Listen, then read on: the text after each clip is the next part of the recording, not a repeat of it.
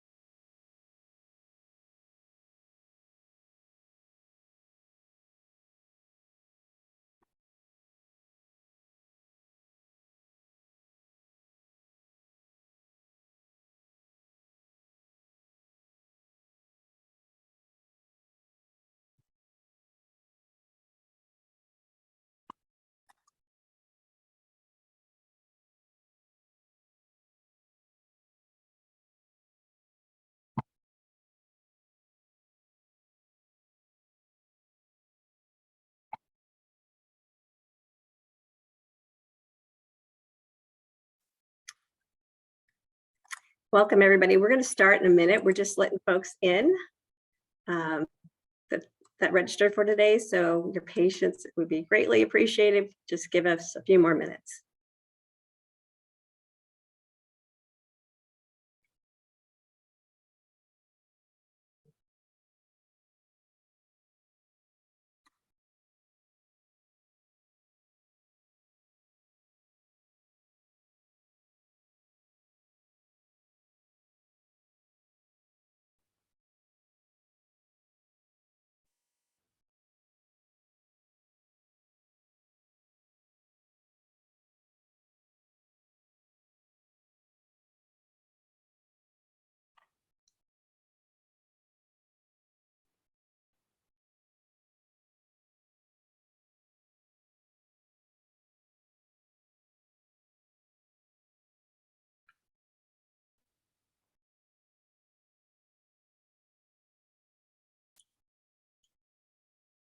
I know we had over 500 folks registered for this event, so 574, and I think right now we're increasing our capacity, so hang on.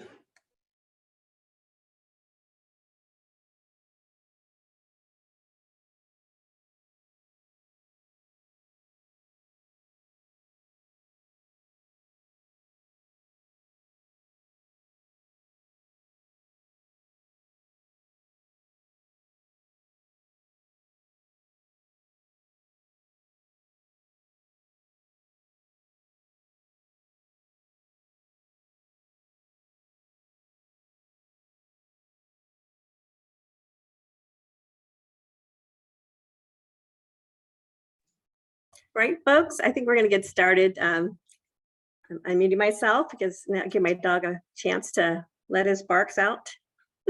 I'm Lisa Silverman. I'm the Executive Officer for the Office of Public School Construction, and we manage the K-12 school bond fund and general fund. So we're super excited about being here.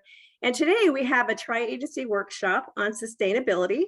So we're excited to present that to you today. And so it's all focused about designing and constructing sustainable facilities and outdoor spaces with a focus on planning for construction and potential funding opportunities. So again, I know this is a great area to be in. And so you'll have a lot of knowledge today. So listen in, and just going over some housekeeping. So I'll definitely introduce our agencies. So joining us today is the Division of State Architect, the California Department of Education, Office of Public School Construction, of course, CAL FIRE, welcome CAL FIRE, and the Green Schoolyards of America.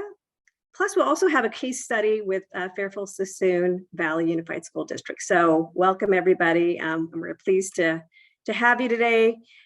So we'll do this presentation, and then at the end, we'll use, or during the meeting, we'll actually have the option to use a question and answer feature in Zoom to ask questions as we go through our live feed. And then once we go to that, we'll summarize those questions at the end of the presentation. So feel free to, again, to give us your input and throw some questions our way, and then we'll summarize that at the end. So we'll have a question and answer series at the end of the presentation, and we'll get to that. And the recording will be available in a couple days at the Office of Public School Construction's website, and our sister agencies will also have this information posted on their website as well. So with that, I will turn it over to the state architect, Miss Ida Clare. Welcome, Ida. Thank you, Lisa. Welcome to everyone who's joining us today.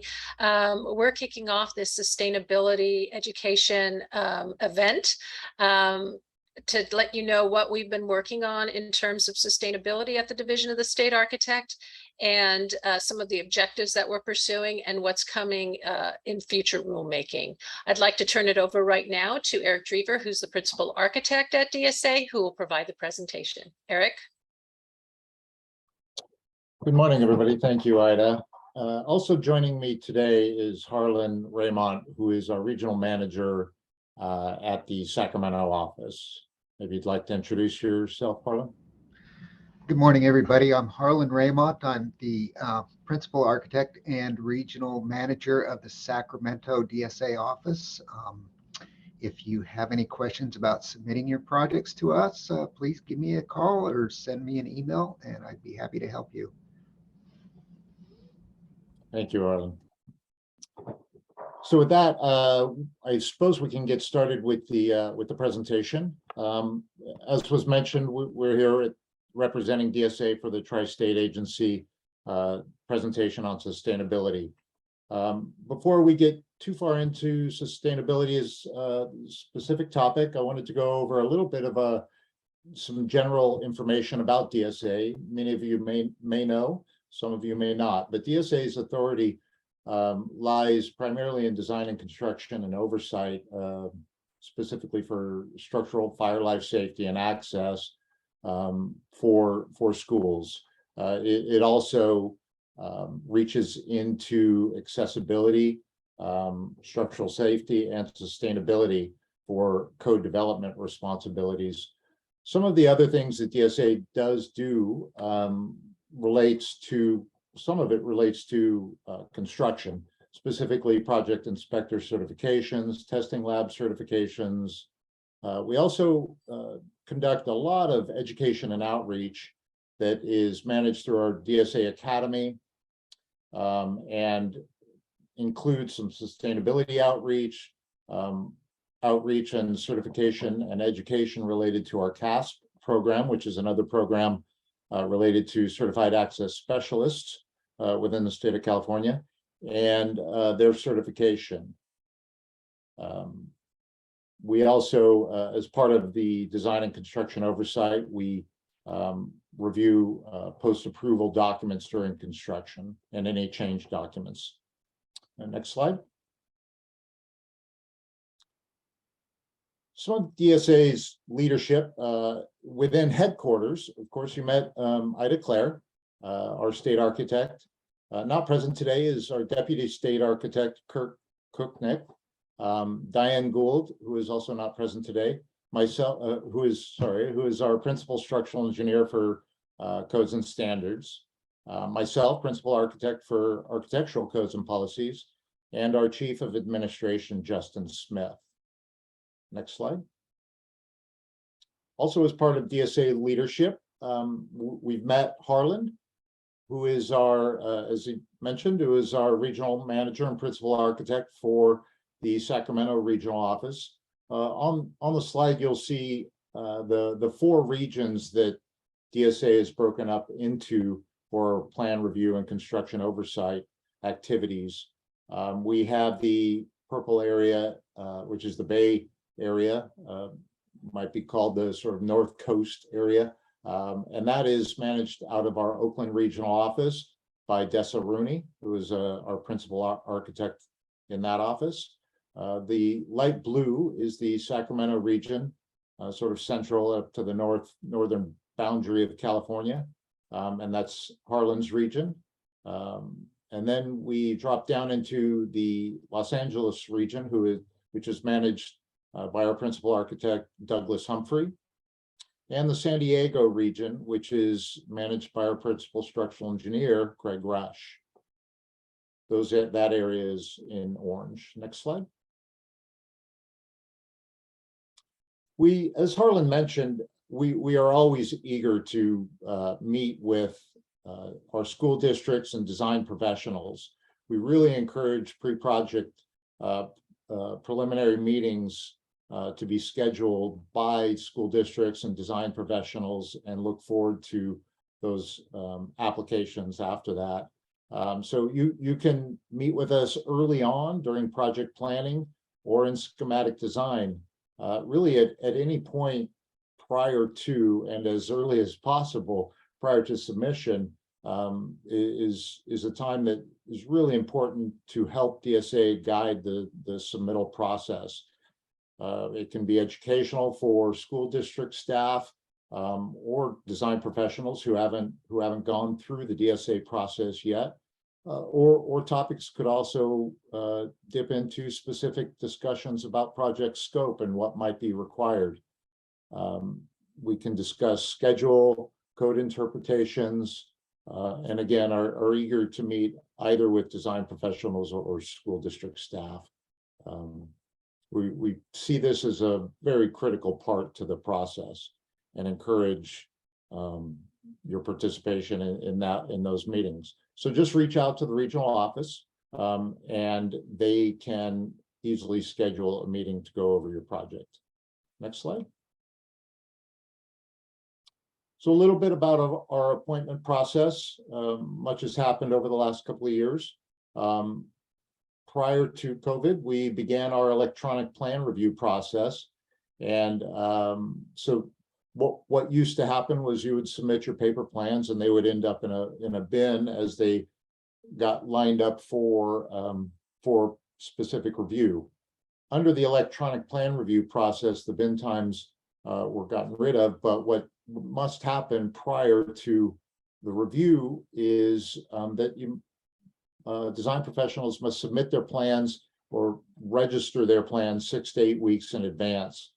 As part of that process, you submit the documents to DSA Box digitally for review and a specific appointment date.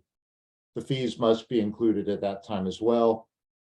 And of course, all those services are conducted electronically, which was, of course, critical over the last several years. We can schedule real-time remote over-the-counter review and back check upon request.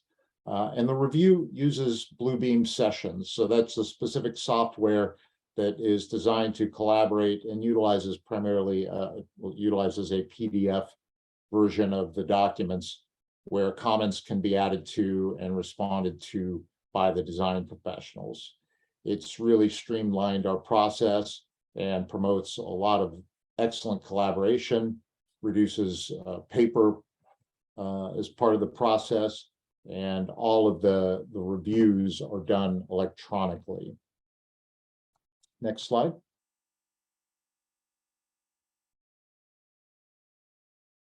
As of this week, actually, as of September 6th, DSA is now back in the office. We are in the office in a hybrid situation where staff are available in office Tuesday, Wednesday, and Thursday, and most staff are going to be teleworking Mondays and Fridays. Some staff do still go to the office 5 days a week, but as part of our return to the office, all staff are in the office Tuesdays, Wednesdays, and Thursdays. again, as of this past Tuesday. That's fine. Thank you. Next slide. Now on to some of the rulemaking things that DSA does. If you pay attention to the rulemaking process, you'll know that as of July, the regulatory, the 2022 Building Code, California Building Code, and Title 24 was published. That becomes effective January 1, 2023. Now, prior to that, this year in March, the Administrative Code, which is Part 1 of Title 24, actually became effective. That becomes effective sooner than the rest of the parts, parts 2 through 12, which become effective again January 1, 2023. That allows some time between when the code is published in July of 2022, this past July, and when it becomes effective. It allows folks to review, order, and become educated on what the new requirements are. So that 6 months is a critical time frame for those design professionals. Next slide. Some of the specific rulemaking that you can expect to see in general, of course, you want to update yourself on the published codes, but relate to, of course, something that's very present, at least in the Sacramento region right now in California, relating to wildfires. So there are now, and I would expect to see future updates relating to wildfire protection, but specifically in Chapter 7, fire and smoke protection features were updated, and it requires the building owner to maintain an inventory of the required fire-resistant rated construction, and that those materials or that construction that was installed to resist the passage of smoke. It also requires that those elements be visually inspected annually and properly repaired, restored, or replaced when damaged, breached, or penetrated.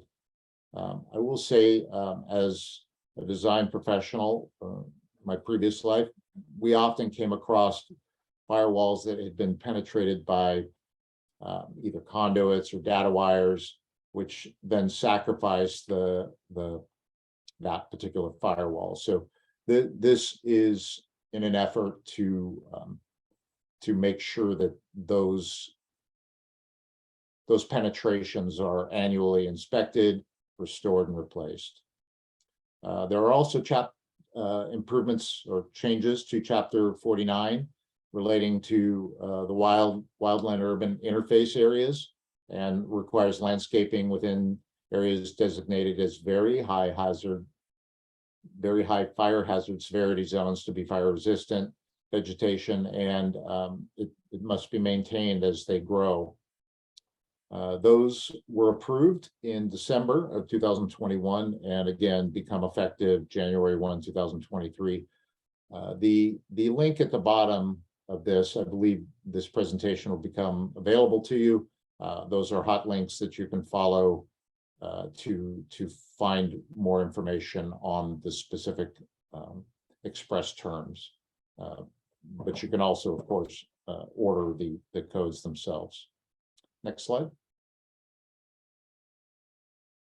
Some of the another portion of Title 24 that DSA does not promulgate, but that certainly is enforced, has to do with the Energy Code. And those Energy Code updates were approved in December of 2021, and again become effective January 1, 2023. There's a hot link again at the bottom if you'd like to find out more information of that on those updates. But in general, there were some prescriptive method and performance method energy updates based upon heat pump technology for water heating. Heat pump technology for water heating is really becoming much more prevalent in today's energy efficiency landscape. And so there are benefits to using heat pumps, which can be captured through their use, and allow you a little bit of benefit on the Title 24 energy compliance side. There's also performance method improvements to the envelope that are required if you're using fossil fuels, i.e. propane or natural gas, to heat and cool the buildings. You would need to make improvements to new construction to your envelope if those are your methods of heating and cooling. It's worth noting that in zones 1 and 16, you can meet the requirements without those changes if you're using dual fuels. Photovoltaics and battery storage are now going to be required for new construction. So that's a big shift in the energy code, but it does not address cooking or other natural gas end uses. Next slide. Some of the CalGreen. So DSA does promulgate requirements for schools in the, and we also co-adopt for non-residential, some sections, for CalGreen, the California Green Building Code. There, some of the changes in the 2022 CalGreen, which is part 11 of Title 24, are some clarifications on shade tree requirements, CO2 monitors for new K through 12 classrooms, and there are VOC limits for thermal insulation and acoustical tile that have been added to the other existing VOC limits that are in CalGreen. There are requirements for EVC infrastructure to be installed, which include charger installation at the time of construction. Again, this is for new construction. And those requirements are 20% of total new parking areas need to be provided with EV infrastructure, which is called EV capable spaces. It's the conduit and the space near, the conduit ran to a space near where those spaces are anticipated or planned. And then 25% of those EV capable spaces must be provided with a charger. This is the first time that CalGreen has required charging, and so that's a significant change.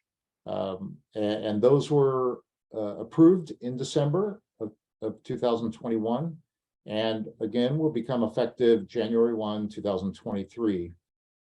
I'll talk a little bit more about some of the pre-cycle activities that are going on, but this in particular, you can expect to see in future code cycles some changes to even these codes that have yet to become effective. Electric vehicle charging is, of course, of high concern for the legislature and the governor. And so in response to that, DSA, NBSC, and other agencies are looking closely at how to meet the goals that have been presented to the regulatory agencies through executive orders. Again, at the bottom there's a hot link to the Building Standards Commission meeting, and that has the express terms, but of course, as I mentioned, the codes are available for purchase now. Next slide. So I mentioned we are going to be, that I would talk a little bit about what we're doing in terms of our outreach and education and our rulemaking, our pre-cycle rulemaking. So the next few slides will go over some of the collaboratives and work groups. DSA really places high importance on getting as much input in our rulemaking and in our policies to make sure that we are meeting the concerns of stakeholders throughout the state. Next slide. So first up is our Public School Construction Collaborative. This collaborative offers insight on things that will protect the intent of the Field Act. The first slide we talked about DSA authority. Much of DSA's authority is rooted in the Field Act, and relates to structural safety and fire life safety.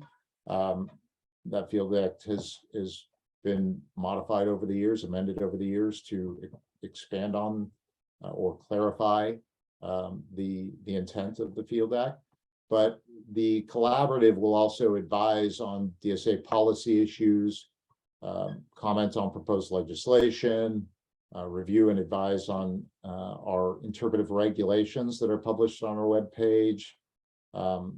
And they also serve as a liaison, a critical liaison to our stakeholder groups. They'd also review and comment on Building Standards Code at the triennial, which again, if you follow the code cycles, the triennial is when the model code is updated or adopted, excuse me, and amended with California amendments. And then we also have an intervening code cycle, which happens in the middle, in between the triennials. So every 18 months, Title 24 has an opportunity to be updated. But they'll offer insights on interpretive issues which may arise between code cycles as well. So currently, we are in the, as I mentioned, we are in the pre-cycle activities for the intervening code cycle, which is called the 2022 intervening code cycle. And so there are opportunities through these collaboratives to affect the proposals that will ultimately be submitted to Building Standards Commission in December. We do have some intermediate deadlines to ensure that all the appropriate documentation is being submitted, financial information, things of that nature. So these collaboratives are very important, and this is certainly of primary importance for our schools. Next slide. We also have the existing Buildings Task Force, which I mentioned Diane Gould. She manages this task force, and they evaluate changes to regulations that encourages building reuse and ensures when an existing school building is modernized, that safety standards are met or addressed. They are convening from March of this year through September of this year. And I can say that this is a very active group that is affecting great change or suggesting great change to the way that our existing buildings and the regulations surrounding existing buildings are regulated. The amendments, if adopted by BSC, will become effective in September of 2024, which correlates to the effective date for the intervening code cycle for the administrative code. Next slide, please. Now into some specific sustainability measures or collaboratives that we're taking on. Building Standards Commission and HCD and DSA have established another very active group, which is called the Carbon Reduction Collaborative. That again is with Building Standards Commission, a joint effort with Building Standards Commission and Housing and Community Development. But there are also other agencies that participate regularly. The Energy Commission is one, CARB is another, but it's also has great participation by industry groups, concrete, steel, professional design industries, but they are identifying methods to address embodied carbon in construction. Embodied carbon in construction is one of the greatest problems that the construction industry certainly faces, but it also is a large share of our states, the nations, and the world's issues relating to heat island effect, issues relating to global warming, but it also supports increasingly progressive regulations without education and outreach. Next slide. The CalGreen Carbon Reduction Collaborative work group, again, is led by BSC, DSA, and HCD. but as I mentioned, is also attended heavily by the AIA, USPBC, Rocky Mountain Institute, New Buildings Institute, and several other industry stakeholders. But it aims to incrementally increase carbon reduction strategies to support and achieve California's climate action goals. Next slide.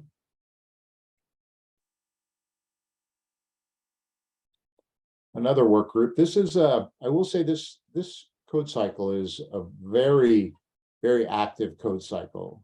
From what I understand, it's one of the more active intervening code cycles. Part of that is the Cal Green carbon reduction, but another large part of that is the electric vehicle charging work group.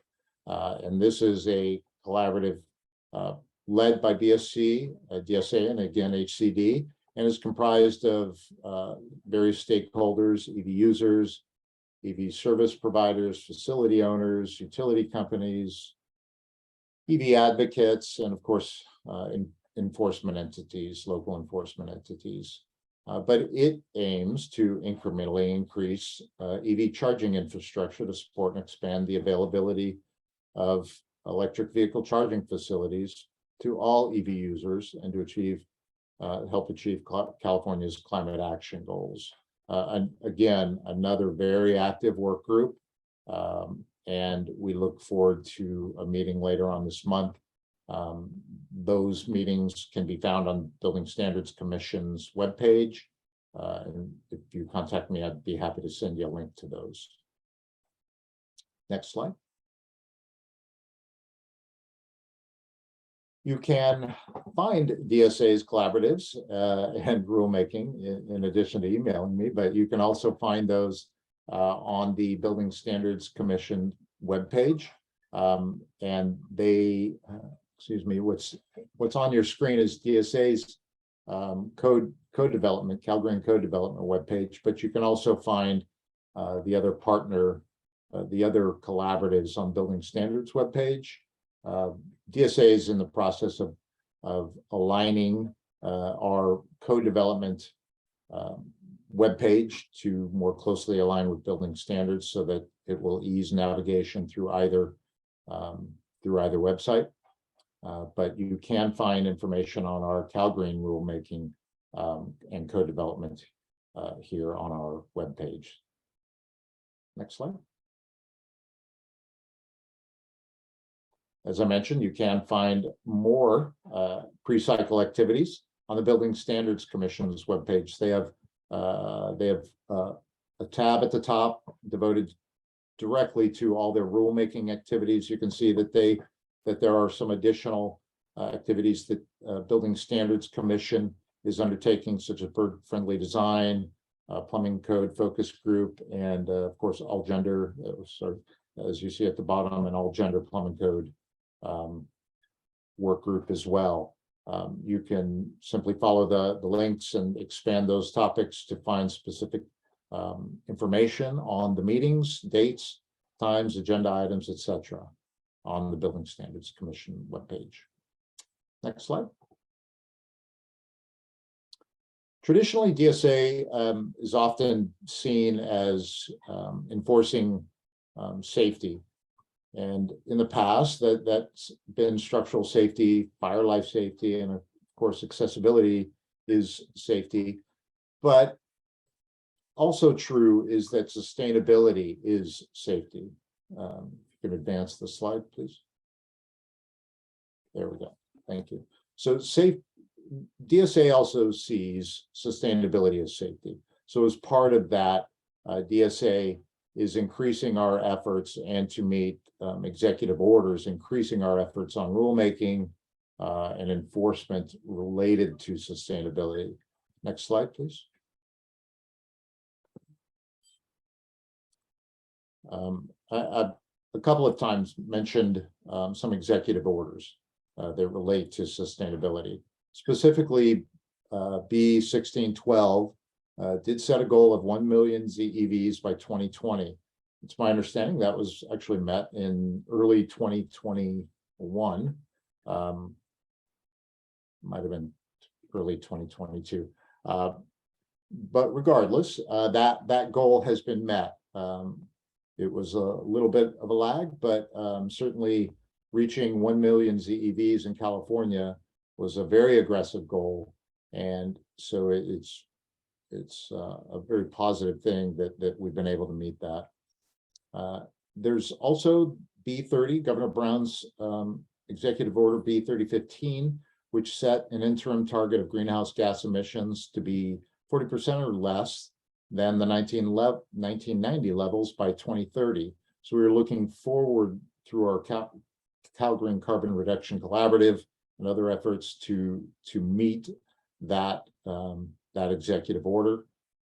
Additionally, B 5518 achieves statewide, set a goal to achieve statewide carbon neutrality by 2045. Again, that's we are aggressively trying to meet these very aggressive goals through much of our rulemaking outreach, education outreach, which we see the education aspect of it as a critical part to rulemaking. Certainly, educating before you regulate is a key concept that DSA looks to continue to implement.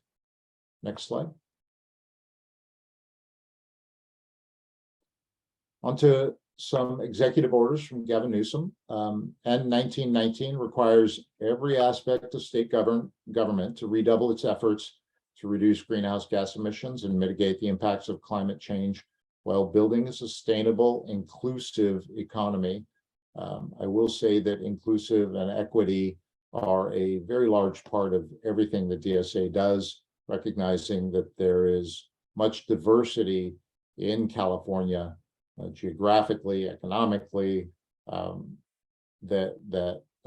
it simply can't be ignored and must be included, intentionally included in everything that we do. So we are consistently looking at equity across the state. And 7920 sets a goal that 100% of in-state sales of new passenger cars and trucks will be zero emission by 2035. These years are going to be quickly upon us, and so these are very aggressive goals. DSA's goal is to increase the school facility energy efficiency and reduce greenhouse gas emissions with each new construction and modernization, which will lead to a zero net energy and zero net carbon future for school buildings. And we are committed to focusing on sustainability of our schools. Next slide.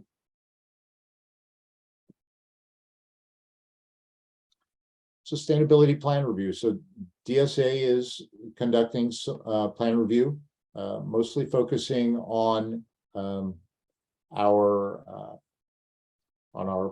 pre-checks currently for the energy review, but we also include in some of the requirements of our projects, of new construction projects, to submit documentation on the inclusion of elements in the green code, specifically things like the shade tree requirements, EV infrastructure. These green code requirements must be indicated in the documents that are submitted to DSA. So to that extent, DSA is beginning to do its sustainability plan review in that manner. Next slide.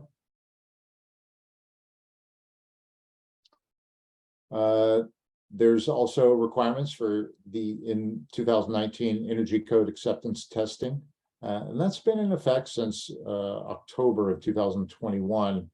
But those acceptance testing ensures that the installed equipment in non-residential buildings is operating as designed and in compliance with the Energy Code. Many might know this as commissioning, but in code language that it is written as acceptance testing. But it also requires that certified acceptance testing technicians are used to close out the projects, school projects. And ATTs, as they're known, acceptance testing technicians, are mandatory requirements for indoor and outdoor lighting and controls. and ATTs are mandatory requirements for HVAC systems and controls. Those are, again, have been in place since 2019, or excuse me, in the 2019 Energy Code, which was effective October 1, 2021. Next slide. The DSA was involved in CHIPS version 2.0. It was a 5-year update that addressed indoor environmental quality, energy, water, site materials and waste management, and operations and metrics. The Collaborative for High Performance Schools has been involved in our carbon reduction collaboratives, and we continue to collaborate with them on our rulemaking and collaborative processes, our outreach efforts. Next slide.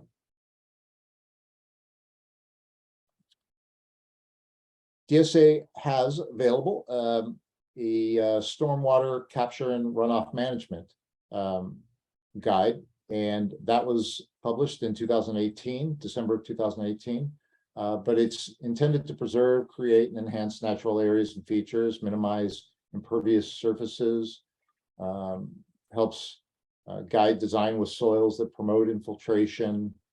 It arranges impervious surfaces to drain to permeable surfaces, again, to help guide stormwater and prevent the storm drain system from needing to handle excessive runoff, but promotes the design of areas to prevent irrigation runoff, allocates space to stormwater control measures, and incorporates visual stormwater features and learning opportunities. That aspect of learning is an important part of the education process of kids across California. Next slide. Achieving net zero energy and net zero carbon in school facilities.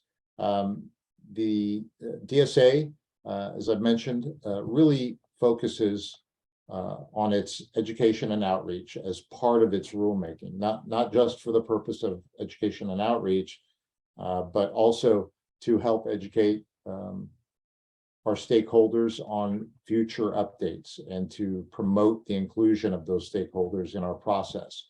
But education is a key component when great change is needed, and that certainly is the case in the realm of sustainability. So we have our Getting to Zero, we have a website devoted to achieving net zero carbon in school facilities.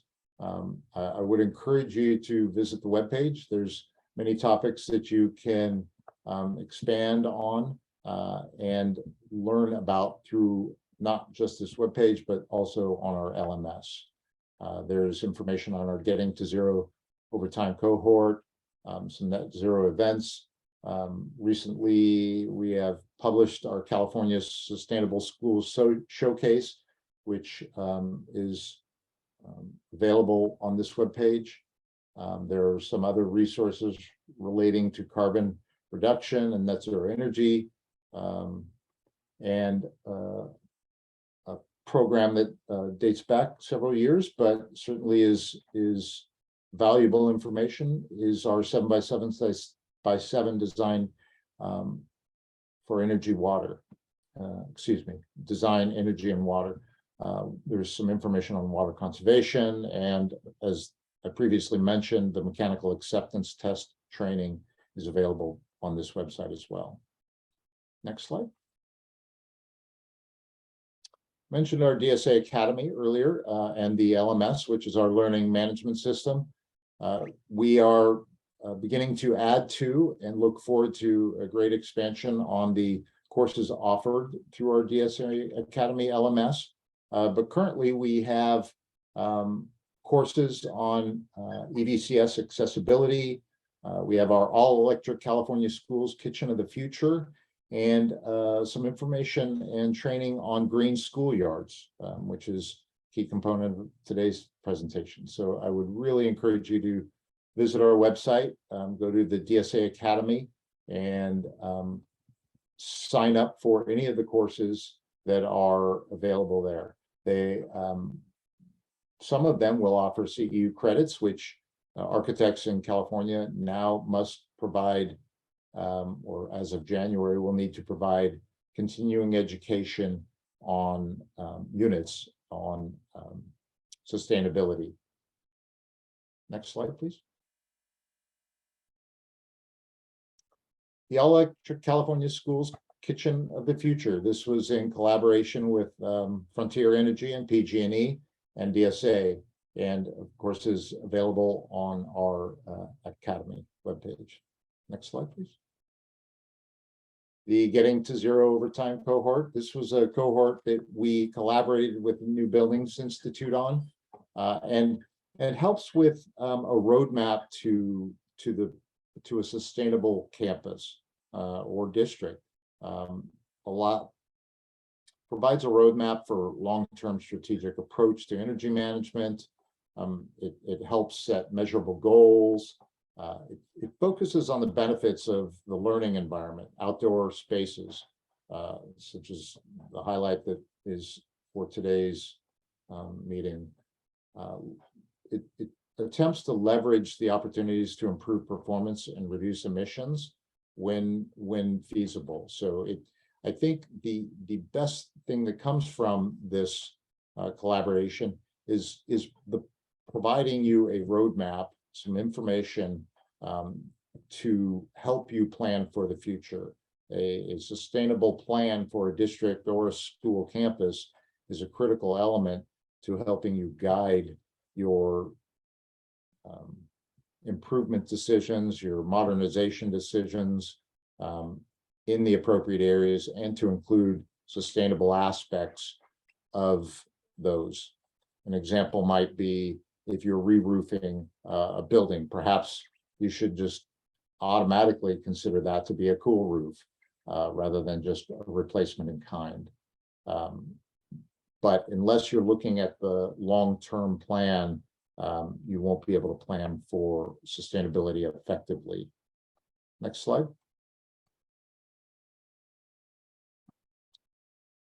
These sustainability plans should include new construction, major modernization, system replacements, help you plan for those large HVAC system replacements, and focus your efforts on ways that can best implement sustainability concepts and reduce your carbon footprint. As I mentioned, equipment replacement, and then there should be an element of that plan that's tied to operations and maintenance. Operational carbon is a big part of the energy use on a campus, operational use rather than just the initial construction. The long-term reduction of carbon use on a facility is an important aspect. So whether you replace with gas or you replace with electric is a big part of that sustainability plan, and is tied to, of course, building life cycle events. Next slide. Participating in the Getting to Zero cohort. We meet where you are. We build on it's built on the intent to build on your successes within your district. You want to work collaboratively to get ahead of state policy impacts, which again suggests getting involved in some of the rulemaking processes.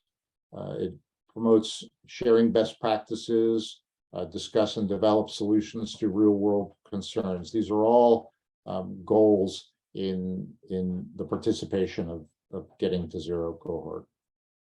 Next slide.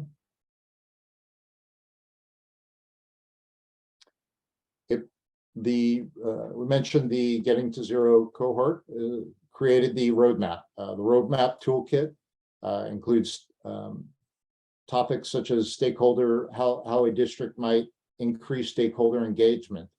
It provides suggested goals, resolution of those goals, facility assessment guidelines, how to include sustainability in some of your RFPs, your requests for proposals, some suggested interview questions, project checklists, reporting templates, media releases, and then often funding is a big part of, is a big hurdle for districts, clearly. And so setting some ZNC or zero net carbon bond criterias within those requests is also included in this toolkit. Next slide. Mentioned the school sustainability showcase, recently published, I think last week, is the newest sustainability showcase. The intent of the sustainable showcase, California's Sustainable Schools Showcase, heavy alliteration there, is to highlight certain aspects or certain projects, excuse me, that really emulate what so some sustainable elements in reducing carbon. Originally, the first was Los Altos School District, Yosemite Community College School District, available on that link. And then more recently was our Los Altos School District Block Intermediate School, which really tells the story of a district, a fairly small district, that was able to implement through elements similar to the roadmap, was able to implement projects over time that included daylighting, that included shading, that included outdoor open spaces. This really is a successful. It started as an individual campus, but then grew over time into a master plan for the district in identifying certain elements that they could easily implement with low-cost solutions to help reduce their energy use, their EUIs over time. Very successful projects that were done in collaboration with an architect who did a really tremendous job at implementing those simple measures through incremental changes. That showcase will be offered every quarter, and so we are updating images on our splash page that highlight that campus, as well as providing a story, images, and other practices that could be implemented. So the intent is to help share information across the state. Next slide, please. Coming up is the California School Summit on October 18th, 2022. So we look forward to being part of that summit and look forward to meeting folks at the summit. You can find information online about the Green Schools Summit, Green California Schools Summit. Next slide. What's next? DSA is going to be launching a community college district sustainability planning cohort, similar to the cohort and collaborative that we had with MBI, or that was conducted in partnership with MBI. We are going to be looking to do that with our community colleges. That was a big ask of our community college stakeholders.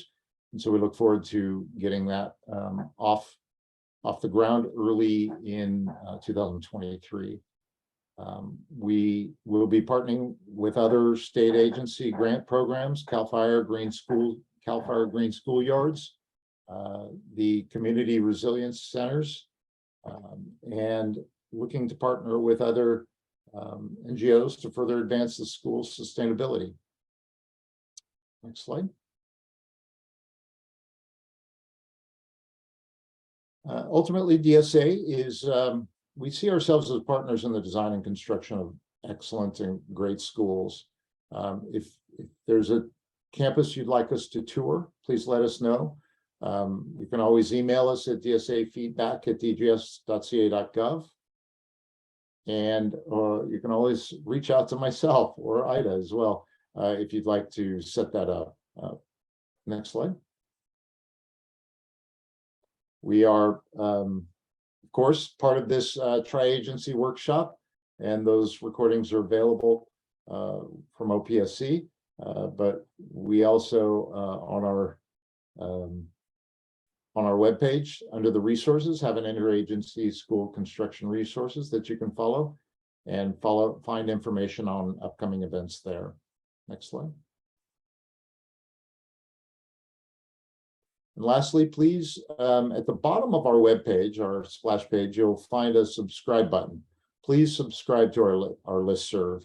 There are various topics that you can be updated on via email, automated email, but that can't happen unless you subscribe. So please click on the link and follow DSA either through that subscription or on Facebook and Twitter or on LinkedIn.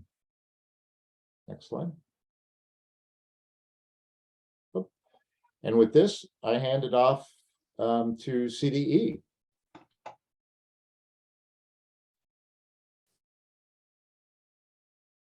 Thanks, Aaron. Good morning, everyone. My name is Juan Mireles. I'm the Director of the School Facilities and Transportation Services Division at the California Department of Education. With me here today is Ms. Leslie Taylor, who leads our policy team. First, I just want to say that we're very excited to be in discussion with our agency partners here today, with local leaders, and with all of you. In this portion of today's workshop, we're going to be exploring the intersection of infrastructure, education, health outcomes, environmental outcomes, and equity. But before we get started, I do want to acknowledge that many of you and other districts are experiencing some difficult times due to the extreme heat, the fires, and potential wind and rain that's coming in some areas. I want to remind you that we do have a joint agency webinar where we talk about emergencies and the resources that CDE, DSA, and OPSC can offer during those situations. So please take a look at that webinar if you haven't already. Also, as many of you know, we do have an emergency services team at CDE.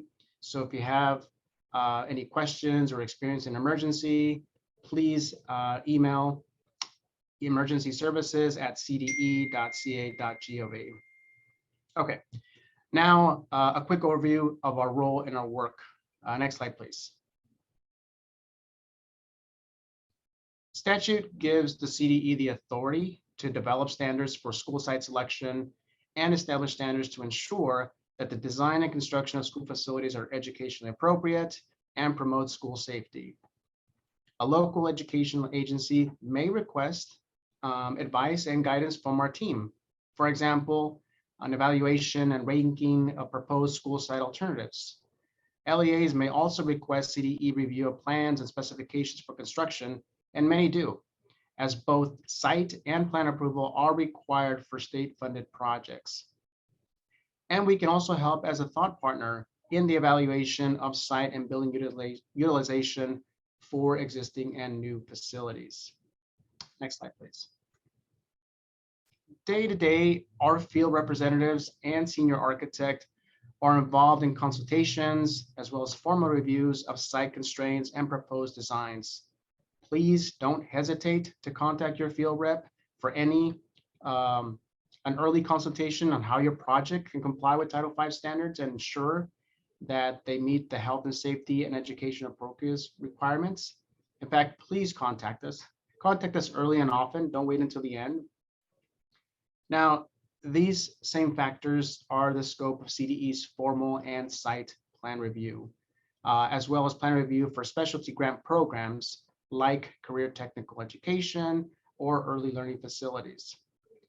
We also develop regulations and offer guidance and best practices. Our team is committed to providing meaningful assistance to LEAs, and increasingly, this includes connecting LEAs to sustainability resources in design and construction, maintenance and operations, and educational programs. I'm now going to turn it over to Leslie Taylor, who is going to walk you through our past, present, and emerging efforts. Leslie? Thanks, Juan. Next slide, please. Since 2011, the CDE sought to promote sustainability practices and resources for schools. That year, the Schools of the Future initiative engaged 90 stakeholders to provide recommendations on the design of high-performance green schools. Sustainable schools save money through efficient use of resources in construction and operations, providing healthy learning environments that support student outcomes. Next slide, please. Also in 2011, the CDE began administering U.S. Department of Education Green Ribbon Schools, a recognition program centered on principles of whole school sustainability, reduced environmental impact and cost, improved health and wellness, and effective environmental and sustainability education with a focus on STEM skills, green career pathways, and civic learning. Next slide, please. The CDE expanded the reach of these efforts by adding a state-level California Green Ribbon Schools recognition in 2014, which has now honored and promoted the best practices of 92 public schools, 32 school districts, and 2 county offices of education. At the heart of these programs is flexibility. There's no one right way to become a green school. So what our application looks like is a roadmap with choices, alternate routes. Locally, even within a school district, we can see different opportunities and constraints based on the age of facilities, the available space, and more. So what works for one might not work for another, and that's okay. What our goal is, and George Garcia leads this effort for our team, is to help match schools and districts with the resources that will help them to advance their unique place-based journey to green and to celebrate them for it so that their success stories can inspire others. Next slide, please. These are some of the typical best practices we see in our California Green Ribbon schools. But again, this isn't all or nothing, right? We could see a school with incredibly efficient buildings and maybe not as much space for school gardens and outdoor learning, or a school with a sustainable agriculture program that lacks the infrastructure for robust active transportation and safe routes to school programs. This is a program that has an abundance mindset. So when our school and district leaders are making decisions and investments aligned to the 3 pillars, we want those stories shared. Next slide, please. We're so inspired by the myriad ways our students can learn sustainability concepts and apply their principles at their school sites and in their communities to be inspired to act on behalf of the environment. Here we see 2 examples of students gathering data, measuring cafeteria waste and water quality, having an experience that deepens their connection to the subject matter and reinforces California's environmental principles and concepts. Next slide, please. Outside of the Green Ribbon, our team has been a frequent partner to other state agencies on school-based programs that include sustainability concepts. These include Prop 39 energy efficiency funding, the CalShape program for efficient ventilation and plumbing, water and stormwater efficiency efforts, such as the DROPS program, and collaborative working groups that center health equity. Next slide, please. This collaboration is not a nice to have, it's a must have. We must have all hands on deck if California is to meet its climate goals, including carbon neutrality by 2045. We acknowledge that to reach this goal, we'll need to engage every sector of the economy, including schools. The best estimates for the scale of our sector are from the Center for Cities and Schools at UC Berkeley. 8,500 properties on more than 124,000 acres, containing 730 million gross square feet of buildings. We must work together and work toward carbon neutrality with policies and practices that are inclusive of schools. Next slide, please. The historic heat wave for this week illustrates this statement from the state's new Extreme Heat Action Plan. California's best climate science projects that every corner of the state will be impacted in years and decades to come by higher average temperatures and more frequent and severe heat waves. These changes will pose a risk to every region and sector across natural, built, and social systems. Again, this includes schools and underscores the need for climate mitigation and adaptation strategies for schools, for the health and safety of children and to protect the continuity of the learning environment, as well as all of the supports and services students receive when they're at school. Next slide, please. We need to look at air quality and give our students the healthiest air that we can with ventilation systems that prevent illness, by reducing asthma triggers, and by assessing and addressing building-related environmental health issues. Outdoors, we've seen air quality become hazardous due to wildfire smoke spread over entire regions. And our students can take leadership roles in communicating air quality conditions and concerns using the Air Quality Flag program or by starting an anti-idling campaign in school parking lots, as is pictured here. Next slide, please. Green schools have good indoor air quality and also these other elements of indoor environmental quality. Daylighting supplemented by high quality, efficient electrical lighting, good ventilation for thermal comfort, and noise attenuation measures for acoustic comfort. The research shows that good indoor environmental quality has a positive effect on performance, productivity, mood, and behavior for children and adults. Next slide, please. The United Nations Children's Fund defines the climate crisis as a child's rights crisis, specifically because climate impacts disproportionately burden children and their smaller growing bodies. The reality is that almost every child on Earth is exposed to at least one climate and environmental hazard. Just think of the prevalence of wildfire in our state, or how rising sea levels will impact our coastal communities.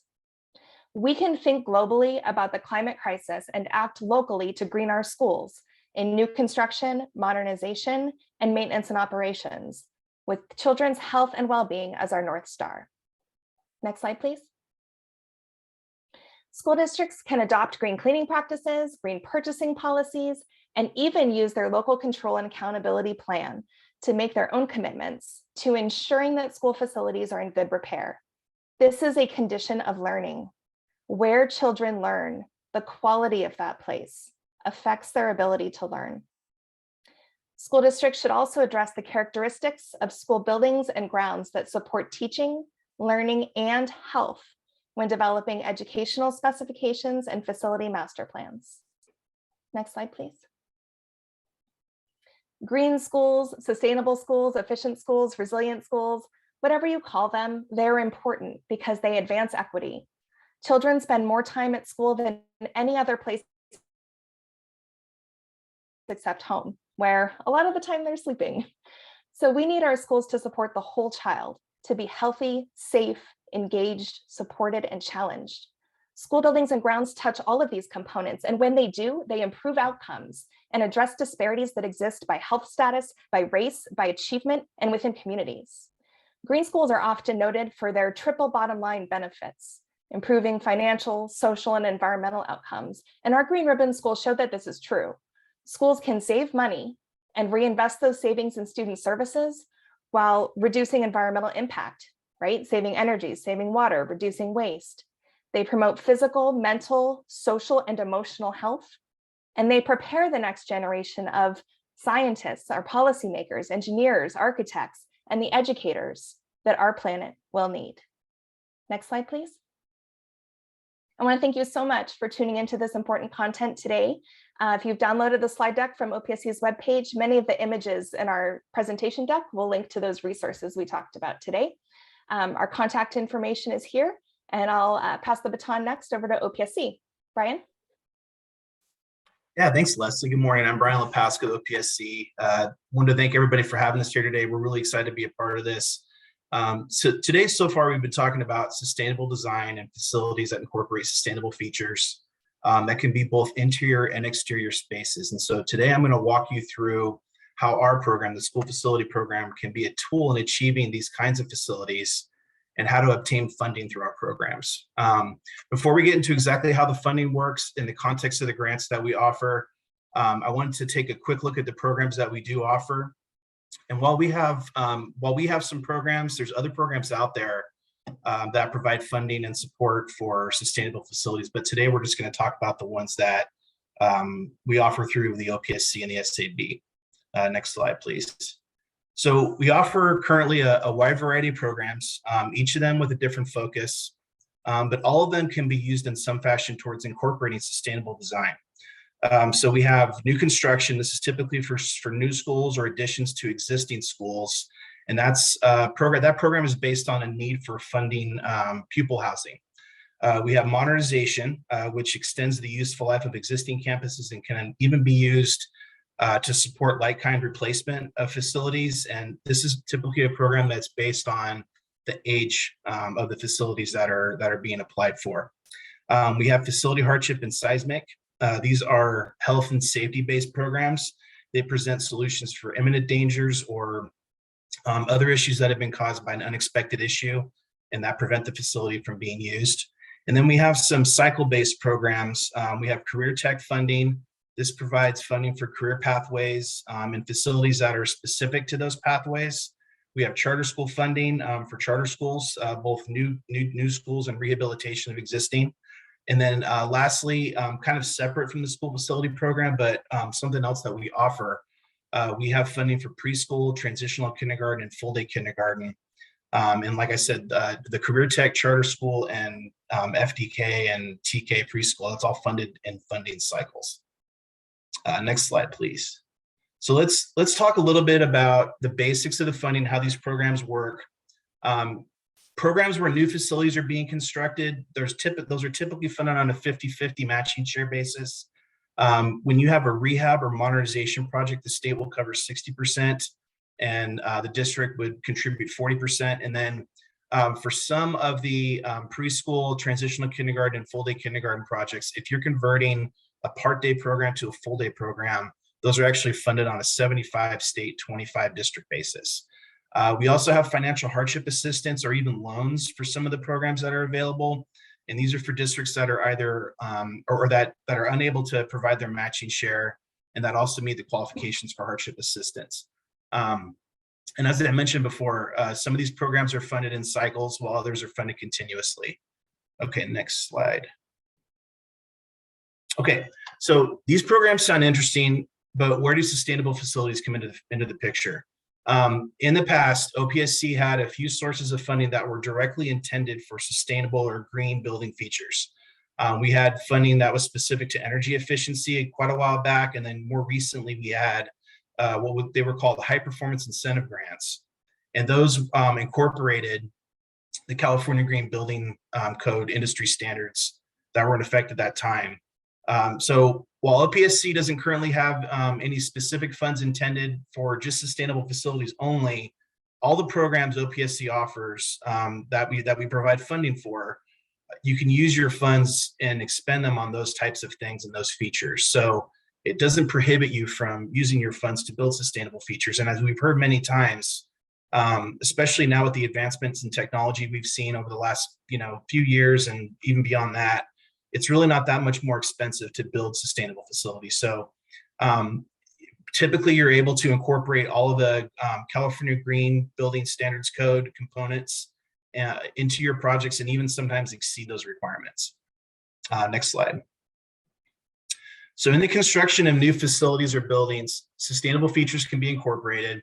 And then you can even use them to maximize energy efficiency and enhance efficiency and sustainability.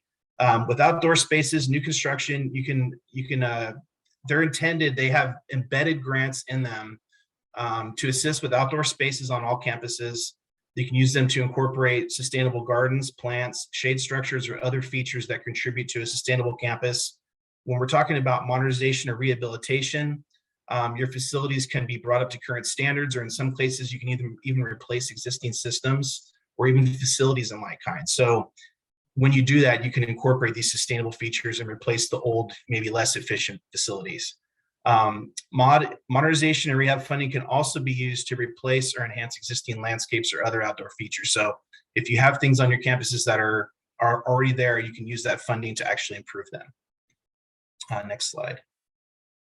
So a big theme today, and I just heard Leslie talk about it quite a bit, is that these features can really enhance education. It's not just your energy bill or anything like that, but we've seen so many impacts of sustainable school campuses, and they've been proven to have a big impact on the students and the occupants of those buildings. They facilitate an environment that's conducive to learning, and it's a distraction-free environment. the climate's controlled, there's daylight, there's all these things that contribute to ease of learning. And like I said, it's been proven that it has a big impact. We also think that having sustainable features on campuses provides an opportunity for our children to learn about sustainable facilities and practices. And that's going to serve them well when they grow up and they're out in the workforce, when they become homeowners and they're active contributors to their communities. So it really makes a lot of sense. We hope that you'll consider them if you do get funding from us. Next slide. Okay, so how do we obtain funding? The essentials are approved design. They'll be reviewed and approved by both the Department of Education and the state architect. These processes can occur simultaneously while you're in design. And an application, once you have those approvals, can be submitted to OPSC for processing and funding. Depending on the program, along with those approvals, you'll have to submit an application form, a cost estimate, and some other documents. But we have staff that are always available to assist you, and I'll include some links later on here in just a minute of how to contact those people. But we have staff for all of our programs. We're always available to discuss and help you plan your projects. And we actually encourage, just like Juan mentioned, we encourage you to come in early and often to us and get us involved, and we can help you through that design process and getting kind of the maximum amount that you'd be eligible for whatever program you're seeking funding from. Okay, next one. We have an online database, and it really makes it easy to apply. Some of the features that we have are the database is completely paperless. We can accept everything electronically these days. You can get up-to-date and current project and eligibility status for your entire district for individual projects or for school sites. You can do application versioning, which makes it easy to really kind of navigate through and see how things work. We also have an improved grant calculator. This is an important tool when you're trying to ballpark your grants and kind of determine a budget for the project. So that's really I think one of the most useful tools on there is you can really plan out your project and see, about how much funding you qualify for. And then we also offer a lot of self-service through the database. We've enabled the users to really be able to control a lot of their settings, and this includes district profiles, who can view your information, who can make, who can submit applications and things like that. And then also you can control your school site information. Okay, so next slide. We have some helpful links here on your funding journey. We also have a great website, not just our database, but our website's really helpful too. There's a ton of information in there. If you go to the services tab, you're going to find all sorts of information on all the different programs I mentioned and all sorts of other things too. We also have a really good resources area, and you'll find there all kinds of guidebooks. There's application tools like the calculator I mentioned, and all sorts of other archive training and things that are make it, you can get familiar with the programs before you apply for them. So some of the nuances might not seem so, they might seem a little more familiar to you when you come in for funding. And then lastly, we have a YouTube page that's titled OPSC YOU, and that has all of our recorded meetings archived, and there's a variety of topics there. We have state allocation board meetings, we have workshops like this one, all sorts of stuff on there that it's a good resource if you're looking for information and to watch something. Okay, next one. Lastly, this is a link where you can find, at that link down there, this is to our main web page. You can find all of our consolidated information on who to contact, and it's called our Directory of Services. It's available right from the front page of our website. The Directory of Services is organized by, there's project manager, county assignments when you're coming in, so you can have a contact for whatever county you're from. We also have a variety of different programs outlined and who is the responsible parties for those. So no matter how you're looking for information, whether it's just a general question or you have a specific question on a specific program, you should be able to find someone to talk to if you look at that document. Okay, that's the next one, I think is the last one. Thank you so much for including us. OPSC is really excited about this kind of thing, and we're really happy to be here today. And we look forward to speaking to some of you about your projects and helping you through your funding and your sustainable journey. We really appreciate it very much. I'm going to be turning this over now to CAL FIRE and Green Schoolyards of America, and Walter and Sharon will be hosting the next session. Thank you. Thanks so much. Hi, everyone. My name is Sharon Danks, and I'm the CEO and founder of Green Schoolyards America, which is a nonprofit. Next, please. Our work focuses on transforming asphalt-covered school grounds into park-like green spaces that improve children's well-being, learning and play while contributing to their community's ecological health and climate resilience. We're working to change the overall paradigm for school ground design, use, and management, so all students will have access to the natural world in the places they visit on a daily basis. Our website includes a pretty large library collection we call it the National Outdoor Learning Library, with free resources to download if you're interested in getting started on greening your grounds. Next. So I'm going to give an overview of, in this slide presentation, about why school grounds are important. Why should we care about the grounds and seek to develop them? Next. Every day, there's about 6 million K-12 kids who are attending schools in California, and we have a really large amount of pavement on our school grounds and very few trees. Next.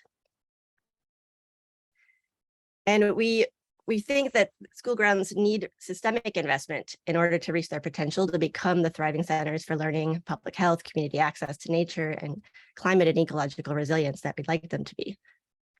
Next.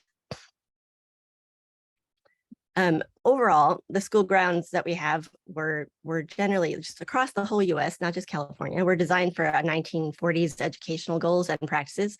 They were designed with huge sports fields and wide open areas to help prepare students to be good soldiers in wars, and to also to sign up for, to be good factory workers in the automation era. And while those are things that are still good jobs out there, there's a wide range of careers that our schools are now training children for, and our curriculum today includes a lot of hands-on place-based learning, which is often best accomplished when you have hands-on resources right outside the classroom door that kids can access in their classes. Next. We also believe that access to nature is a human right, and their kids don't have a lot of access to nature in their lives in general. They don't have a lot of time that they're able to spend outdoors, and the majority of the time that they do spend outside is at school. And so if what we're giving them is a lot of pavement, that means that in general in their lives, they're not getting exposed to nature. So it's a two-pronged problem. One, we need to encourage kids to spend more time outside, and we need to provide environments that are greener in the places that they do at school. Next. We also, in our cities all across the state and really all across the country, our cities don't have equitably allocated green spaces. And so that means a lot of kids in their neighborhood don't have a park that they can walk to. And if we're able to convert all school grounds to being more park-like spaces that can accommodate all the types of activities schools would like to use their grounds for, sports and outdoor learning and social engagement of kids, if we can make these school grounds into nature-rich spaces, then every child will have access to nature every day. Next. And also the schools and the land that school districts manage is really important. School districts are one of the largest land managers in every city. And when you add up all the acreage and the environmental impact of spaces like this, you can see that it has an impact on the neighborhood, an impact on the city, and the choices in the aggregate are really important for the environmental footprint of our cities and the health of children and communities. Next. So I've got an example here of a school in San Francisco that reimagined their grounds and converted a paved space into a green space over time. And this is one of the longer before or after series I have. So this is from 2006, where Commodore Sloat Elementary School in San Francisco had a paved school ground in this location. And then next. And this is 2009, when they had removed a big swath of asphalt. I think it's probably about a 1/4 acre, put in a path and a nature play zone and an outdoor classroom space at the far end. Next. And the children and community helped to plant it. And then as that's grown in over time, this is a 2019 shot of the same place. And so we can, when we work together, collaborate to change how the environmental impact of our grounds, change the the depth and diversity of experiences kids can have on site. And what we're also doing is sending kids messages of care, that adults care about them, and that these places are providing rich environments is a message of care to children. Next. So what are living schoolyards? They are, in our mind, they are richly layered park-like environments that strengthen local ecological systems and climate resilience while providing place-based hands-on learning resources for children and youth of all ages. Next. They're places that support outdoor learning, and that's across all the grade levels and subject areas. And you can create really engaging and convenient hands-on resources. They provide a real-world context that improves children's understanding and enjoyment of the lessons that they're learning. And we can also enhance our ecological and climate literacy curricula through what we provide on site and embed the curriculum in the landscape. Next.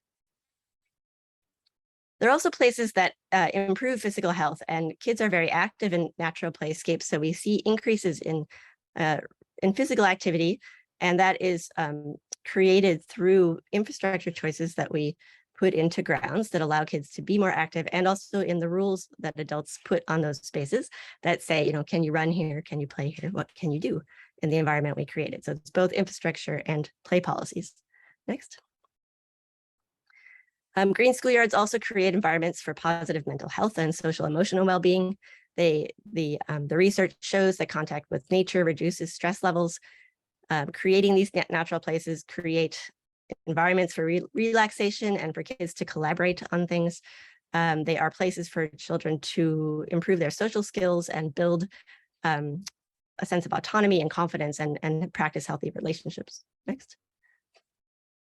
And fundamentally, they're places that are often, and I think should always be, centered on children and youth and designed to increase children's joy, laughter, and happiness. And we try to write that into all of the design guidelines or design goals for any site work related to school grounds. How can children and students and teachers and the community be happier in this place? And think about that as an outcome of the design work. Next.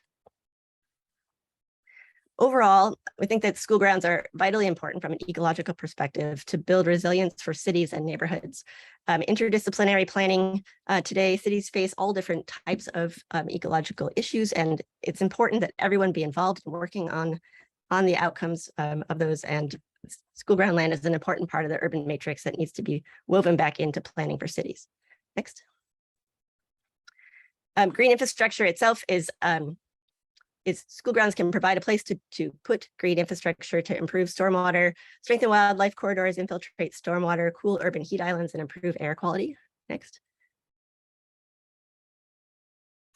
And we have different choices of scale. When we do this work, we can make ecological demonstrations like this little solar panel on the left. We can make school level impacts like the solar panels on the same building that provide a portion of the energy that the school uses. And we can also try to make district level impacts with our ecological school ground designs or school designs. So district level impact would be every school doing solar panels on the roof. Next. So thinking about those three sizes of categories, we can coordinate wildlife habitat planning across all different patches of ground in a given school district and help to improve species diversity and wildlife corridors across the city if we use our land plant the land with crops like native plants that birds and butterflies and other wildlife need. Next. We can manage stormwater in a small scale like these cisterns here, taking water off the roof of that little structure in a garden. Next. Or we can do it at a school scale like this school in San Francisco that has stormwater management and created a nature play zone that is the stormwater infiltration area. It's really important to make stormwater infrastructure child accessible. Instead of excluding children from the places where the stormwater is managed, how can you design that to be part of the nature playscape like this school did? Next. This is an example from Los Angeles where they've also designed nature play and learning into a green schoolyard. Next, school scale impact. Same school scale impact.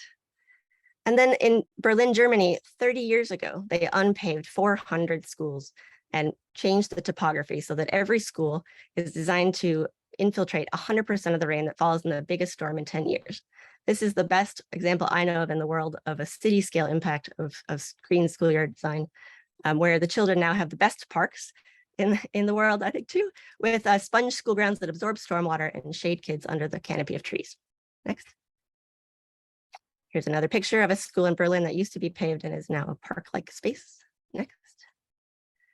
And so in California, I'm really concerned about the climate resilience of our schools and the need for climate adaptation. The heat, millions of kids in California don't have any shade, and we need to provide some to protect their health and well-being. Next. Most of the trees that we have at our schools are planted where the adults want them. They're planted at the curb for curb appeal. They're planted in the teachers' parking lots, but they are not generally over the children's heads. And I think that we need to look at where the trees are and try to shade and protect children directly. Next. Materials we pick in our grounds matter. Some materials increase the heat on our school grounds, and some materials and shade decrease. When we have measured environments, things made of petroleum are the hottest. We measured 167 degrees on that black tire rubber so-called safety surface under a play structure. 167 is not very safe, so we'd like to find ways to shade it or change the palette. Next. When you put trees and shrubs in that shade environments, we can cool the spaces that children are in. A forest like this one, which is a 50-year-old child planted forest in a school in Berkeley, is big enough for the whole school to have lunch in. It provides an ecological buffer and oasis on hot days. Next. We have been working on an activity that will be freely available on our website later this fall that allows kids to measure surface temperatures of their grounds and to help determine where trees are needed, and making heat maps and helping show the adults where it's hottest so that we can plan for trees to cover those spaces. Next. And doing this requires a lot of collaboration across different silos. Next. We can learn from other places. There is a lot of great work all around the world and across the United States where that we can look at. And this is not something new. It's a movement that's been around for many decades. And so growing number of districts, counties, and states are scaling up, and your district can do it too. Next. It's important to include school grounds in our facilities master plans, to add the school grounds back into city and regional plans for stormwater and climate and habitat and air quality, to optimize our green infrastructure for children and the environment at the same time, and to include children in the process of this transformation. Next. Our goals are to plant trees where they will shade the kids during the school day, to remove as much of the asphalt as possible as we can from the school grounds while still leaving enough to be functional for the program at the school, to cut and fill the topography to allow the stormwater to soak in, and to design for children's happiness. Next. And so in closing, reflections about public land that's devoted to kids is really precious, and there's not very much of it. So the land on the school grounds is really important, and we should use it wisely. The choices that schools and districts make about how to use their land matters, both to children and to the environment. Climate change and environmental problems are also too big for any one organization to handle alone, so collaboration is central. Next. Happiness should also be a priority. We know that the kids and adults return to school carrying a lot of mental health burdens from the pandemic, so spending time outside at school will help to improve this long-term mental health. And this is important now and will be in the future. Next. The urgency of the climate crisis requires transformational level change rather than incremental change alone. The scale of the problem means that everyone needs to take action, and your role matters. So we recommend do what you can where you are in your own job, and together we'll make a difference. Next, thank you. And I just wanted to add too in closing that just encourage you to sign up for our mailing list via the website at greenschoolyards.org if you'd like to stay in touch, learn more, and see the library. Thank you. And now I'll pass it on to my colleague, Walter Passmore, who is the State Urban Forester for CAL FIRE. Hello, everyone. Again, I'm the State Urban Forester, so I'm not going to be talking a whole lot about fire, but I am really excited about green schoolyards. Want to talk a little bit more about goals. So just to throw out for everyone's consideration, some of the goals that we're striving for are to provide students with healthy and inspirational spaces that optimize learning, respect for each other and the environment, comfort, and behavior. We want to shade, provide function, provide food, and beauty of natural spaces that complements the facilities and the built infrastructure. We want to mitigate extreme heat, risk, and food apartheid. That was a term that we picked up yesterday, and I think it is meaningful because it expresses the urgency of the actions that we need to take. Shift in culture to unify diverse populations to solve climate change while adopting responsibility for care and respect for our natural heritage. Believe it or not, there was not 11,000 schools in California 500 years ago, and we didn't have millions of square feet of asphalt. We want to connect school campuses to communities through support and shared values. Some of the strategies that we intend to employ include investment by the state of California. So yesterday, we announced that the state has chosen to award $150 million to school greening efforts during the next 3 years. That is historic investment in green schoolyards, but I am going to tell you that it is not nearly enough. We're talking about investments in the billions of dollars to really change from what we've built over the last 50 years to what we need in the next 10 years.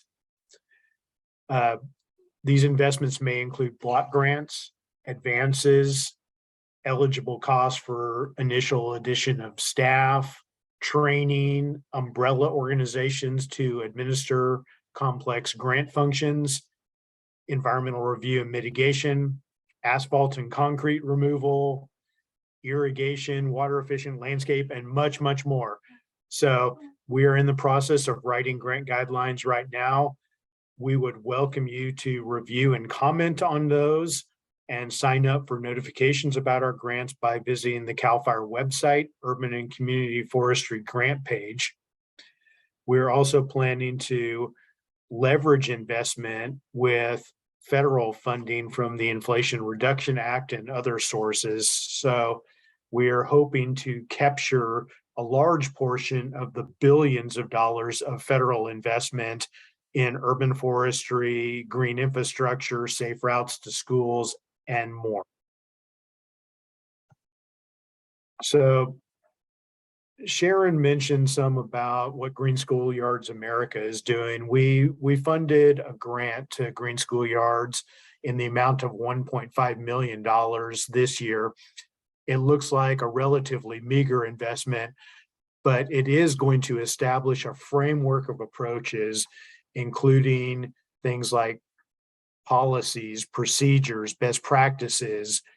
It will provide citations, references, case studies, mapping, gap and organizational analysis, maintenance recommendations, recommendations for outdoor classrooms, gardens, space designs, training, curriculum, environmental literacy. So a whole range of tools that will be accessible to all school campuses. We're also working very diligently on interdepartmental collaboration. So I think you can tell just from the folks that are participating in this webinar that we are committed to working with partners in other state agencies, to working with nonprofit partners, to working with private businesses and a whole range of partners to advance these initiatives, because none of us can do it alone. we're also working diligently to gain more donors, sponsors, and philanthropic investments. So not the historic role for government, but we need broad investment and broad action.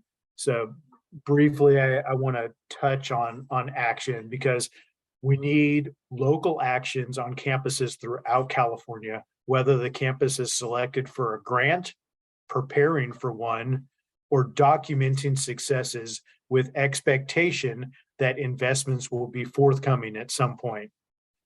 Good things are more likely to happen when you prepare, hope, and expect them. And for those of you with faith, I urge you to pray for the changes that are urgently needed in this world. I will conclude my remarks there, and I'm going to pass it on to Jazz Baines-Wright with the Fairfield-Suisun School District to talk to us about a model project. This is one that's worth paying attention to. So Jazz, take it away.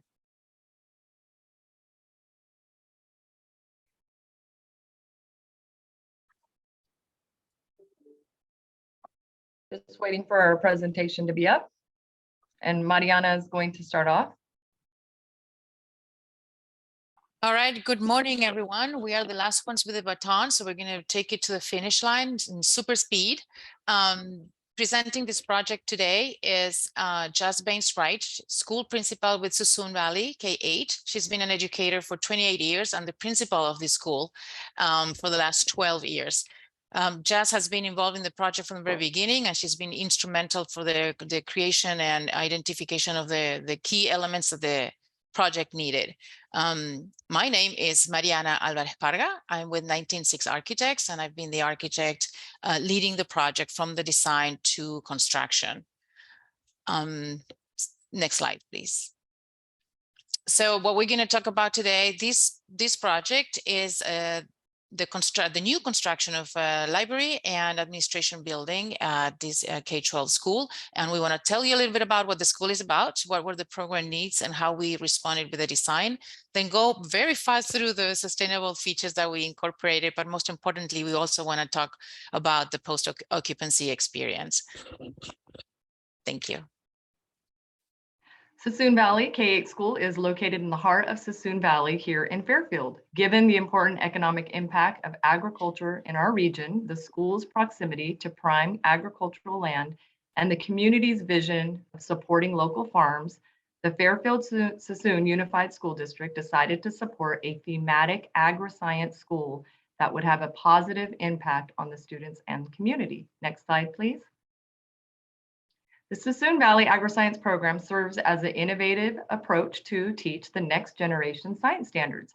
The students learn science with hands-on projects-based learning opportunities, utilizing a 2-acre farm laboratory that features 3 outdoor classroom areas, an outdoor kitchen, classroom, field crops, container gardens of vegetables, berries, herbs, flowers. We have fruit trees, a small vineyard with a different variety of table grapes, a permaculture guild area, a California native garden section, and a seed and cuttings production area to build a sustainable program. Our program also has a hydroponic tower center and an innovation lab used for cooking and science experiments. The school has 8 egg-producing chickens. We have a full-time agri-science teacher who works with our students, kinder through 8th grade, through guided hands-on lessons. The goal of our agri-science program, in addition to teaching and reinforcing our state standards, is to teach our K-8 students where their food originates, how it is grown and produced, and the vital role that agriculture plays in the environment and being sustainable and responsible citizens. Next slide. So here's an overview picture of our site before. So if you pay attention to the U-shaped little driveway there, that is where our new building was built. Next slide. So we've met several times to discuss our program needs and our current challenges that we had before our new building. We needed a library that could fit an entire class, staff room. I had to share my office space with other ancillary positions. We needed a nurse's room, a teacher's workroom, innovation lab to use for cooking and science experiments, and additional meeting spaces, an outside herb garden, a hydration station, and a building that allowed a lot of natural light, and space designed so community members could access part of the building. Next slide. So how did the design respond to these needs? We had several workshops, as just mentioned. Let's go to the next slide. We have there an image of how these workshops worked. We brought cutouts of the spaces that they were needing. And what was key in this collaboration was that we had the district superintendent be part of these workshops, the facilities department, M&O also, maintenance and operations came along, and other district administrators. So we brought a site plan, as you can see on that background, was to scale with those spaces, and they could see how much that was taking of the space. So it was very easy to identify what spaces we could double up to be flexible, so we were not having taking more and growing the building footprint because it was tight. We had to be sensitive to the budget, because the project also included doing a modernization on the adjacent building and adding a water storage tank for fire water tank. So it was very important that all the users understood how not only the size of the spaces, but the adjacencies that they needed on site and work in different circulation flows. Next slide, please. This was one of the preliminary massings that we did. It was important also for in these workshops to show them the size of the building, how we were going to orient the focal point, because this was also going to be the identity on the front door of the school. These were also the first sun exposures and sun studies that we did for the building. Next slide. And here, this is the final footprint of the building. That's where the U-shaped drop-off used to be. And you'll see in yellow what the building footprint is. But in orange, that is elevated walkways and patios. So what happened is that between the projects that had been done in this site and this new project, the U.S. Geological Survey updated the 100-year floodplain and set the finished elevation for any new structure 18 inches above any other structure on site. So as you can imagine, that generated having to have steps and ramps on the multiple entries that this building was having. As you've heard, the needs were to have a separate entry for community members for after hours, the entrance for visitors, the entrance for students at the beginning of school and end, but also the interior flow when they were on campus, how they were accessing the library portion and how they were coming to the admin. So this again impacted the budget, and we got together and we wanted to turn adversity into an opportunity. So what we did is combine those ramps and steps, enlarge those walkways and make them gathering spaces. And we worked on a series of playful roofs to extend more than normal, basically the overhangs of these roofs, so that we could shelter those gathering spaces. And now the building that was tight on 7,700, a little bit less than 8,000 square feet, we added 2,000 square feet of outdoor space that was, again, as a result of that work. Next slide, please. This is the design party for the architects in the room, in the virtual room. It's very simple. Again, we wanted to face the main spaces for students. That is the library, the classroom, and the innovation lab facing north, where we have the optimal natural light. On the front side, shown in purple, is all the administration, because the front of school and the main entrance. And we use the core, the common spaces in the middle as a spine, tying these two components, and with access on both sides. So again, we were sharing the spaces and not doubling up on square footage. The red dotted lines are showing the playful roofs that we wanted to play, and especially on the library side, we kind of wanted to do this radiating layout, so that from that central purple oval, that is where the circulation is, all these three spaces had transparency, supervision, and whether they were using independently or combined. Next slide, please. That's the final floor plan. In yellow is everything for students and teachers. In the light blue is administrators. Gray is the restrooms in the middle. So you can see that spine how is shared from both sides. And the lighter green are how these roofs extend on the outside, so that the usable space was not only indoors but also outside. Next slide, please. So quickly about sustainable approaches. So this project, we did not pursue certification with LEED or CHIPS. It was, for time and budget constraints, but we still made sustainability a big part of the project, and we continued through completion. So on the next slide, we're showing national benchmarks, right? Because we still need to identify and see how we're doing. These are national averages. There's one indicator is the energy use intensity. It's basically using the annual use of energy in BTUs and divided by the square footage of your building or your campus, and you find out what your EUI is. So the national average, and this is for all types of buildings, is 133, and the goal is that by 2030 this EUI is dropped to 27. In California, so that you know, the schools are ranging between 35 and 70 EUI. So it's better than the national when you're comparing all types. There's still a way to go. Other benchmark is to have 55% of daylighting and reduce glare by 10%. On the bottom part of this slide, what we did is a calculation. This campus doesn't have sub-metered energy. So basically we have the bill for the entire campus. So we did a calculation before this building was built and after, and even though we added almost 8,000 square feet, the use dropped by a 10%, almost 11%. And I will drop in the box later. You go to the California Energy Commission, and there's benchmarking, and it's an Excel sheet. You can filter that and see how schools are doing. If you want to do your part, check your bill, see if you can have this calculation and see where you are and make it a goal to drop your EUI. That's a very simple step that can happen. All right, so how did we do? Next slide.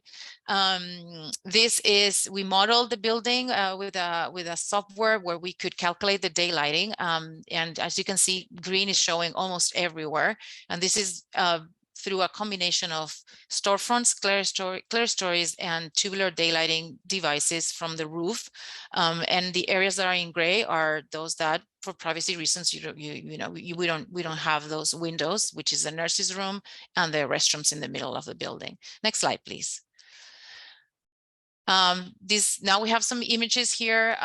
This is the innovation lab, everything facing north, and talking about these green schoolyards and how it's better to have natural materials in there. One of the decisions from the district was to use finishes that are easy to clean. So they're coming in with dirt, is easy. We have finished concrete flooring. We are supplementing with acoustical panels to reduce the noise in there. But that's one also, it was a conscious decision to say, it's okay to be dirty, it's okay. This is the innovation lab. This is where hands-on projects are happening. Next slide, please. This is the front lobby. Again, light was coming in. We did allow some sunlight to come in here. This is for more the visual perception of the warmth of a kid coming to the administration, either because they need to go to the nurse's room or because they're in trouble. Same for visitors coming in is a welcoming space. But what's important is that we also installed interior clerestories. You're going to see on the left side of this image some higher windows that we put, and that is so that the natural light that was coming in from the library and from the administration side could actually sneak through those upper windows, interior windows, into the spaces that are deeper in the building. Next slide, please. This is one of those spaces, is the teacher's workroom. As you can see, it's a long space. It only has one wall that is on the perimeter where we could put windows, but those upper windows there, as you can see, they're stealing that sunlight and coming in through. You can also see on the ceiling 2 different colors of lighting. One is the LED light fixtures, but the other one is those tubular devices coming from the roof with reflective tubes to bring in, again, more natural light. Next slide, please. About the mechanical equipment, we're going to go through this very quickly. We use an alternative method. It's been very popular for years, actually. Next slide, please. We have here a section where that shows the system that we use is a VAV, that is a variable air volume system. It has an air handling unit on the roof and cooling towers, and then hydronic pipes that goes to mixing boxes. And those boxes have their own fans and dampers that they regulate the amount of air and speed that you want in the different zones. So you can tailor how much to send for the different spaces and not send more or less like any other constant air volume would do any other system. And what's important about this section is that we use that spine that I was talking about, that blue bar shown on the diagram, to be the raceway for all the ductwork and devices that the system had. So on the next slide, you can see a section of the library space that is clean of ductwork. We were able to showcase the natural wood color of the ceiling of the roof that we used, and only installing fans to redistribute the air, make it even for comfort for the users, and enjoy the space very well. And obviously the fans, they give the perceived cooling effect of 10 degrees and with minimal use of energy. Next slide, please. This is a diagram of the system. You will have access to this presentation, so you can look a little bit more. I do want to get to some photos. Next slide, please. So here's again the innovation lab on the opposite side. You can see how we use the soffit. That's that blue spine that I was telling you about, with the register supplying the air into the space, and look how clean the space is. Again, we love the natural colors of the wood. You can see on the background a foldable wall partition that is all glass. That is also to combine these spaces when they need everything in one space or not. But also, again, we're stealing sunlight, daylighting from all spaces just to have this even distribution throughout. Next slide, please. Natural colors, I talked a little bit about that. Because of the setting of the school, we wanted to have these natural colors. We brought it out to these overhangs as well. We did not want to go with the natural wood itself because of maintenance. We wanted to be conscious about that. So we used aluminum panels that have printed a pattern of the wood. This was a product that actually did a good job. There are other ones that are not. So we're happy with the result. Next slide. Thank you. This is also outputs from the same software showing the unobstructed view. So in blue is what direct views you have, and again, all the main spaces, you have those. The diagram in pink is showing the natural light directly from windows. So this one is not considering the penetrations on the roof with the tubular devices. And then when you combine these and other metrics, and there's two that are above and beyond, and combine them, that comes into this blue diagram to show you the total views. And we are at 78%, way above the goal of 55%. So that's something that we are very proud, and that we know that the users are appreciating it. Okay, next slide, please. More photos. So let's keep going. This is also doing construction. The glass partition was not there, but this can show you again how the playful roofs, we had the structural engineer, we had some design jams at our office, and we also did some fun alignments of the glulam beams. So I think it turned out into a very nice space. Next slide, please. Thank you. And the next one. All right, roofs, we can see the next slide. It's a very straightforward diagram. The next slide, please. Where obviously how much heat the roofs are getting. We use cool roof, we use TPO, the thermoplastic type, very efficient, is white, it reflects the heat, doesn't absorb it. We had metal standing seam on the sloped ones. But in the next slide, you're gonna see how much of that red is gone. And how those large overhangs are really serving as a shelter, not only for the interior and the envelope of the building, but on those exterior patios that they have. And the next few slides are showing, I think, a couple of drone shots. Yes, you can see there how this shade is casting farther out into the space. All right, next slide, please. So Jess is going to tell us a little bit about post-occupancy and how they're experiencing the building.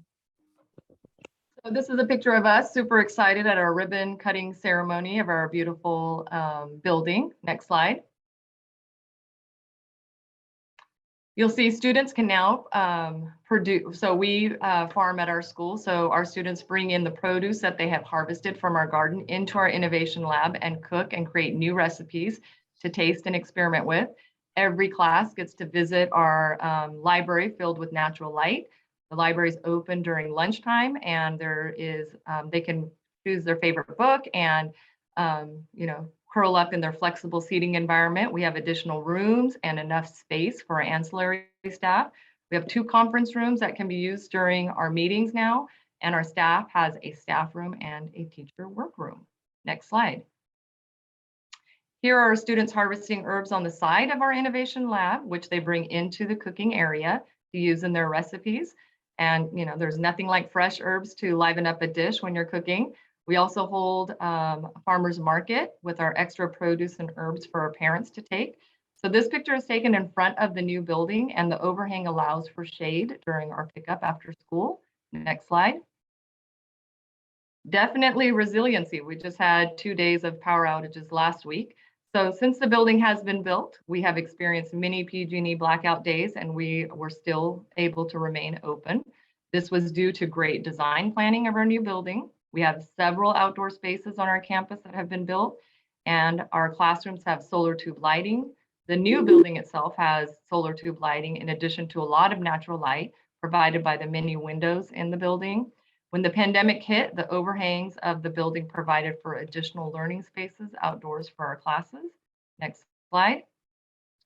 In 2021, the complex received the Outstanding Project Award from Learning Design by Design Awards of Excellence. And our school was recently awarded the 2022 California Green Ribbon and the 2022 U.S. Department of Education Green Ribbon. And this building played a large part in Pillar 1 section focused on reducing environmental impact and costs in receiving our recognition. Next slide. So with this, we want to thank you for the opportunity. We're really excited that we had a chance to share this with you, because we feel this is an exemplary project where good leadership and good design can happen with a great collaboration, and we can get sustainable and resilient buildings even when you're not pursuing green certifications. It's a way of doing the right thing when nobody's looking. Well, now you are. Thank you very much. Thank you, Jazz and Mariana. What a great project. And yes, one of our 2022 Green Achievers, meaning they scored among the highest as part of our Green Ribbon Schools program. We're very proud of this school. Wow, we had a lot of great information today. We realized that we covered a lot of ground, and you may still have some questions. So we encourage you to please reach out to any of the panelists with questions, as we're all here to help. We will be posting this webinar along with the Q&As online for those of you that want to view it again, or others that couldn't join us today. We did get a little less than 300 participants today, so we're thrilled that we had a good attendance. Thank you all that participated today. I also want to thank each of our presenters, starting with DSA, CDE, OPSC, CAL FIRE, Green Schoolyards America, 196 Architects, and of course, the Fairfield Sassoon Unified School District. Thank you all, and that concludes our webinar.